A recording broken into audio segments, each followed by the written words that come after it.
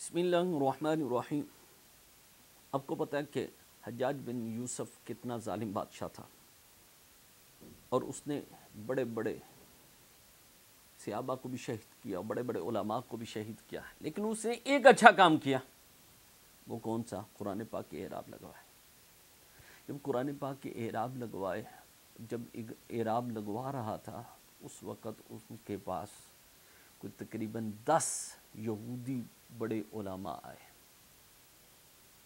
اور علماء نے آ کر یہودی علماء نے آ کر کہا کہ ہم آپ کو پیسہ بھی دیتے ہیں، سب کچھ دیتے ہیں، لیکن ایک جگہ پر چھوٹی سی تبدیلی کر دیں قرآن پاک سے۔ کیا؟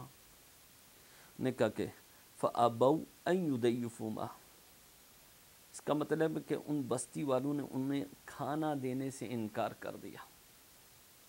حضرت موسیٰ علیہ السلام اور حضرت خضر علیہ السلام نے جب ان سے کھانا مانگا تو انہوں نے کھانا دینے سے انکار کر دیا۔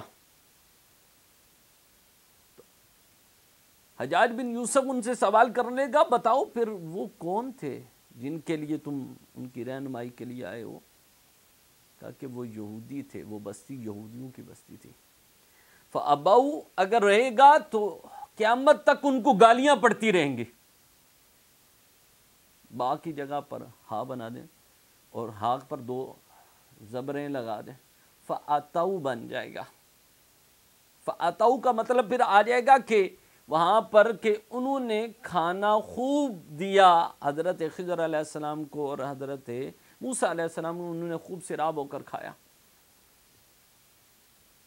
اب حجاج بن یوسف چہرہ سرخ ہو گیا، چہرے پر غصے کے اثرات نظر آنے شروع ہو گئے۔ اندر گیا، جا کر اللہ کی بارگاہ کے اندر رویا اور اللہ کی بارگاہ کے اندر عرض کی، مولا میں بے شک گناہگار ہوں، قاتل ہوں، جو کچھ بھی ہوں، لیکن اتنا بغیرت نہیں ہوں کہ میں اب قرآن میں بھی تبدیلی کروں، کہ ایسے لوگ میرے پاس آئیں اور آ کر مجھے کہیں کہ قرآن میں بھی تبدیلی کرو۔ میں اتنا بھی بغیرت نہیں ہوں کہ میں قرآن میں تبدیلی کروں۔ اس نے تلوار لی اور باہر جا کے وہ 10 کے 10 یہودی کے سر قلم کر دیا۔ کہا میں اتنا بغیرت نہیں ہوں کہ میں قرآن میں تبدیلی کروں۔